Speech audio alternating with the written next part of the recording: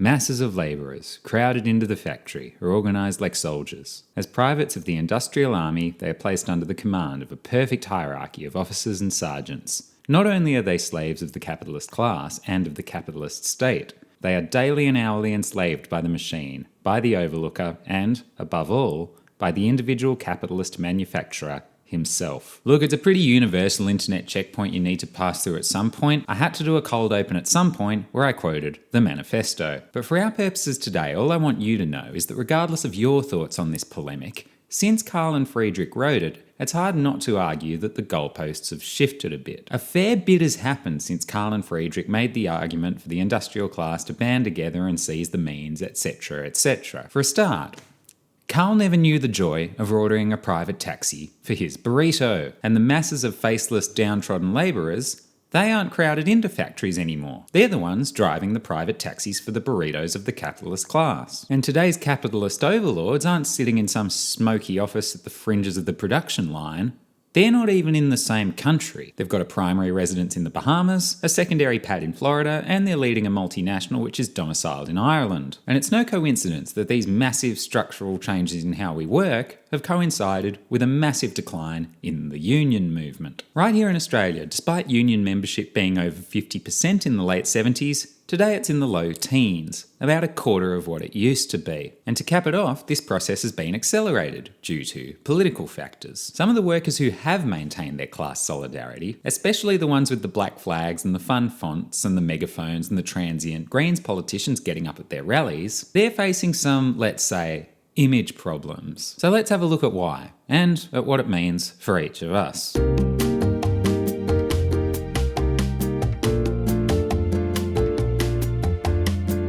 Why do we actually have unions? Well, let's start by first looking at what the intended purpose of a union actually is. In the broadest definition I can think of, it's an association of wage earners, of employees, with the goal of improving those employees' conditions. It could be campaigning for better wages, for workers' rights, entitlement to sick leave, to annual leave, to safety on site, to not be forced to work additional hours without compensation, to not be exploited by capital, by the employer. The workers, the employees, they don't necessarily have bargaining power when they act alone. Because when they act alone, they can just be fired and replaced with somebody else. But through organising and coordinating and threatening to withhold their collective labour, they can rebalance the scales. That's what unions have always sought to do. And a lot of this organising first happened in the decades following the publication of everyone's favourite manifesto. Not everyone took that manifesto to its logical conclusion. Some people did. You might have heard of these people.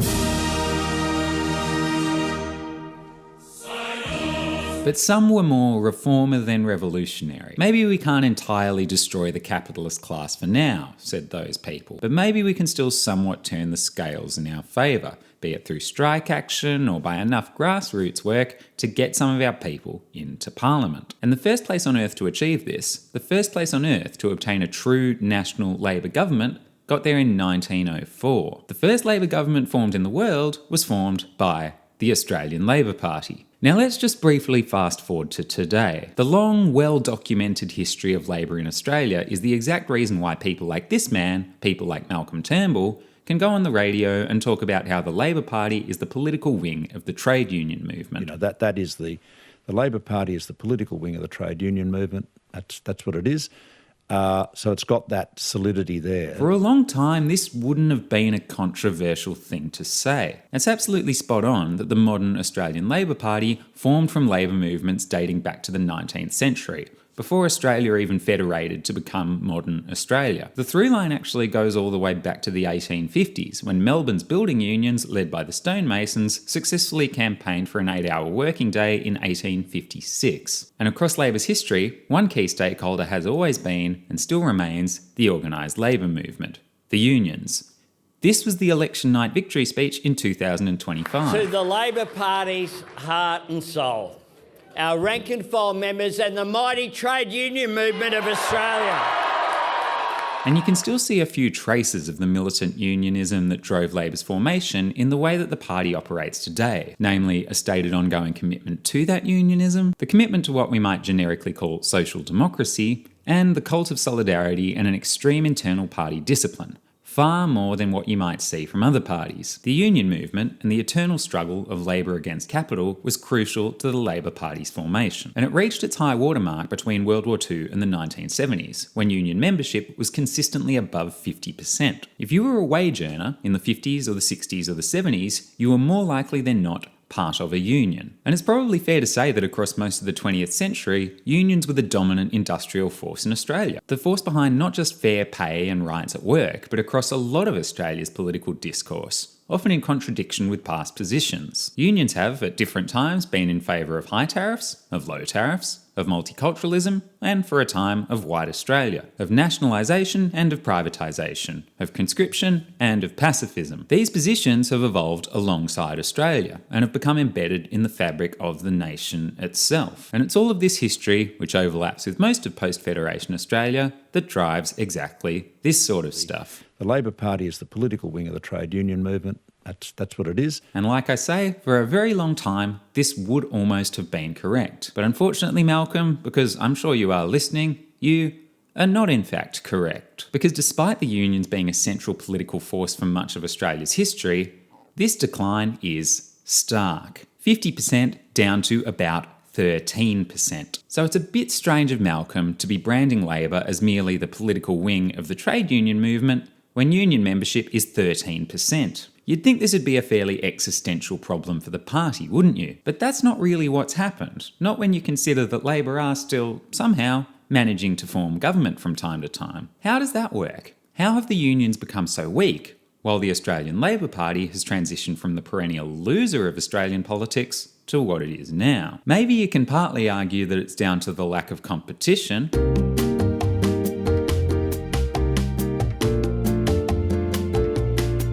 But still, it seems like two completely opposite trends, the continued rise of Labor and the continuing decay of the union movement. So why did this decoupling happen? Well, to answer that, we have to answer what happened in the 1970s. Well, the 1970s are a pretty weird time. The 1970s saw 30 years or so of relative economic stability go up in flames. The post-war consensus of strong government, high unionisation, industry protection and trade barriers started to buckle under the weight of stagflation. Widespread economic decay thanks to a combination of high inflation, low growth and, consequently, very angry people. The 1970s, across a lot of the world, in economic terms, were rubbish. And into this vacuum stepped, yes, Thatcher in the UK and Reagan in the US. Privatising industries from transport to telecommunications, playing hardball with the unions, liberalising trade, deregulating the financial sector, and overseeing an increase in interest rates to bring down inflation. And largely thanks to these policies, for better or worse, inflation was brought under control. With the unions on the back foot, the number of working days lost through strikes tumbled. Most importantly of all, the opposition also acquiesced. These reforms were embedded the moment they were adopted by the subsequent Blair and Clinton governments, who through their actions practically conceded that their opponents had been right. And guess what? The exact same thing happened in Australia. Australian manufacturing had boomed until the end of World War II, employing over a quarter of Australian workers. These levels were sustained in the 50s and the 60s, but gradually this sustainment turned out to be a mirage. Japan and South Korea came to prove that they were pretty good at making cars and white goods, and at a far lower cost than Australia. And China proved that they were able to produce cheap plastic rubbish far more cheaply than Australia could ever hope to produce its own cheap plastic rubbish. Australian manufacturing, up until that point, had been protected due to a series of trade barriers and restrictions. But although these barriers were protecting Australian manufacturers from cheap Asian imports, they were protecting the rest of Australians from low prices. They were tanking the economy. It was actually Gough Whitlam who began the first tranche of tariff removals in the 1970s, and his successors on both sides of the aisle just kept going. Strangely enough, it was less Whitlam's Liberal successor Malcolm Fraser who continued this project, and it was more the Labor leaders who followed, Bob Hawke and Paul Keating. They floated the dollar, deregulated the financial sector, sold off state assets, and made it very clear the future of Australia was open, global, and definitely not in manufacturing. By the 1990s, Australia had one of the least protected manufacturing sectors in the world. This brought in lower prices, and it also brought a Chinese-made axe to Australian manufacturing. The upshot? The big unionised workplaces, steelworks, car plants, textile factories, either downsized, shut down, or shipped off overseas. And these were the exact sectors where the unions were most prevalent. They've all declined as we've shifted to services. Retail, hospitality, logistics, finance, admin, aged care. Unsurprisingly, organising became a lot harder. You can't form a picket line in a Google Calendar, and it's harder to petition your boss when your boss is an application. An application which gives you a social credit score, but doesn't give you anyone to report to when you're driving around delivering burritos in your private taxi. And all of these structural shifts, they're almost convincing enough by themselves to explain this free fall of the union movement. But something else has happened too, which has reinforced all of those structural changes. Once they came about, once they started happening, our decision makers on both sides of the aisle baked them in. For example, in the 1980s, over half of union members were required to join the union as a condition of their employment. But by the mid-90s, this was gone. Conservative state governments, and then John Howard federally, made compulsory unionism illegal. They encouraged individual, stand-alone arrangements with employers, and they locked it all in through the Workplace Relations Act of 1996. This decision was enormous. Freed from the obligation to join, a lot of people opted out. But here's the kicker.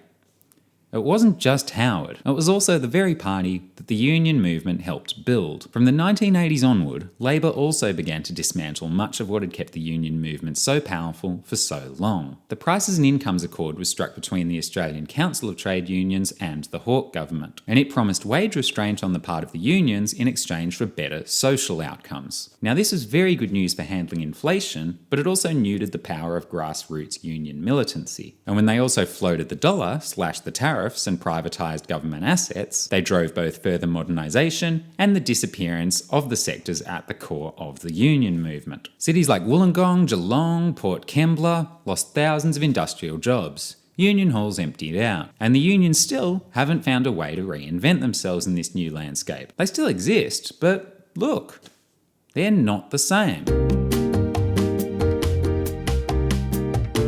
Okay, so let's ask the question I've been hinting at this whole time. Is all of this a bad thing? Well, plenty of people will say it's no problem. Plenty of people don't like unions, and they're liable to argue that with fewer unions, workplaces are freer and more flexible and more efficient and so on. Employers can negotiate directly with staff. Businesses can move faster, restructure quickly, and respond to economic shifts more nimbly. They're better able to attract foreign investment, better able to compete, better able to get things built. And you can absolutely find cases supporting the idea that high unionisation does come at a price. Every now and then you'll come across a case that's clear-cut enough that you kind of have to sit back and say, yeah, that's a bit much, that's not great. Case in point, down in Australia, the 10-week 1983 shearers strike, which has been canonised as the wide comb dispute. A lot of Australian sheep shearers, represented by the Australian Workers' Union, had gone on strike in opposition to the introduction of shearing combs wider than 2.5 inches. Now,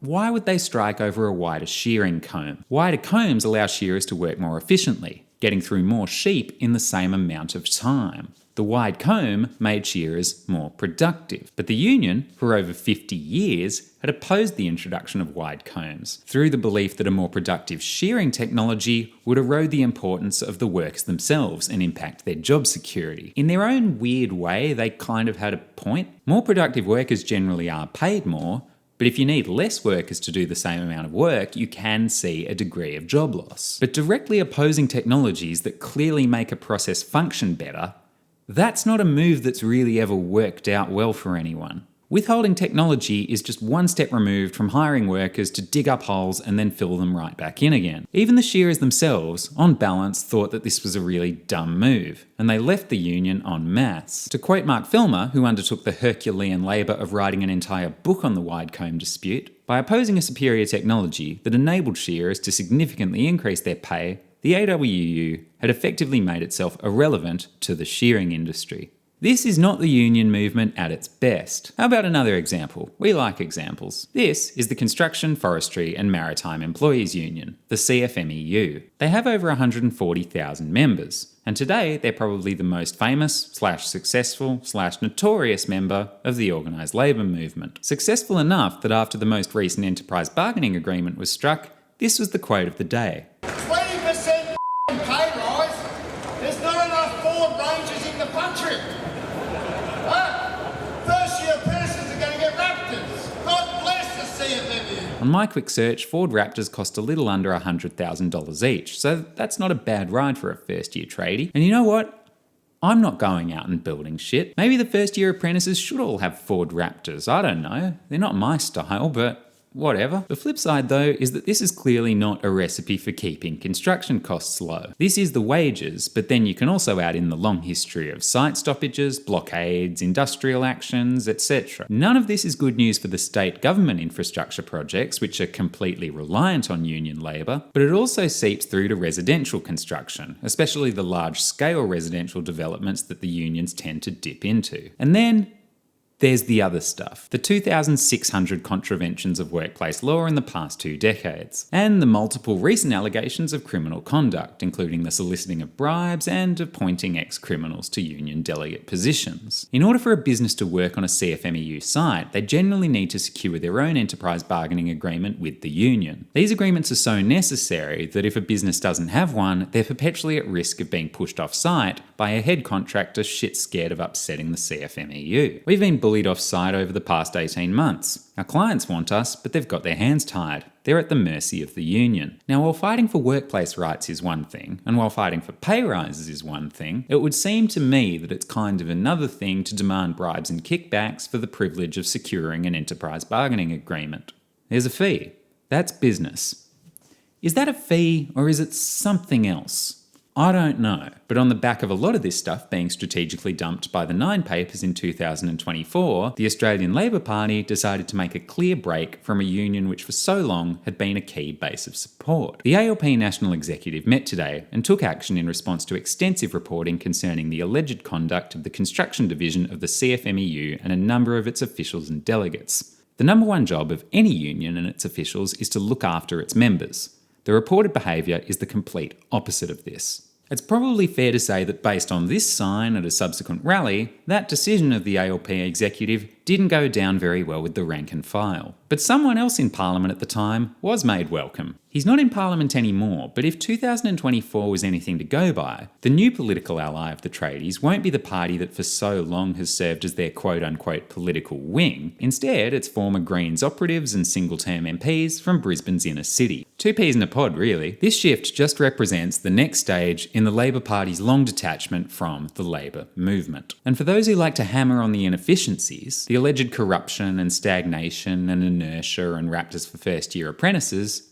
all of this is a huge win. But there is a flip side, and it's rather big. Sometimes there are 2 ways to describe the exact same thing. When unions say that they're petitioning for fair pay and for rights at work, their opponents, the employers, the capital, will say that they're increasing input costs. Both of these things are correct.